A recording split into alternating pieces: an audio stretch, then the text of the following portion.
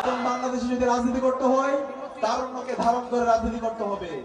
নতুন বাংলাদেশে যদি রাজনীতি করতে হয় ইনসাফকে ধারণ করে রাজনীতি করতে হবে।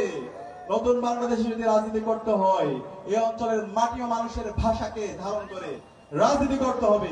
এই দেশে এসে রাজনীতি করতে হবে। লন্ডনে বসে, দিল্লিতে বসে, পিন্ডিতে বসে আর কোনো রাজনীতি চলবে না। এই অঞ্চলে গত 54 বছরে ভারত যেভাবে আমাদের উপর জুলুম নির্যাতন নিষ্পেষণ করেছে তার বিরুদ্ধে, আগ্রাসনের বিরুদ্ধে, আধিপত্যবাদের বিরুদ্ধে আমাদের নেতৃবৃন্দ, ইনসাফের প্রতিনিধিরা সবসময় প্রতিবাদ প্রতিরোধ জারি রেখেছেন। সে কারণে আজকে আমাদেরকে এই ইনসাফের প্রতিনিধিদেরকে আমাদেরকে ব্যাপক ব্যবধান আমাদেরকে বিজয় করতে হবে ইনশাআল্লাহ। আমি বিশ্বাস, আজকে আমাদের এখানে একটা এয়ারপোর্ট ছিল কিন্তু সেটা বন্ধ করে দেওয়া হয়। সেটা বন্ধ করে দেওয়া হয়েছিল একটা পার্শ্ববর্তী দেশের প্রেসক্রিপশনে।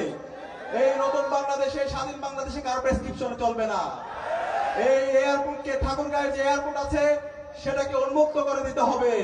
আমরা তরুণরা আছি, তরুণরা যদি ইনসাফের পক্ষে থাকে তাহলে ইনশাআল্লাহ স্বাধীন এই বাংলাদেশে নতুন একটি গণজোয়ার হবে, যে গণজোয়ারের মাধ্যমে বাংলাদেশে 54 বছরের সকল বঞ্চনাগুলো সমূলে উৎপাদন হয়ে যাবে ইনশাআল্লাহ।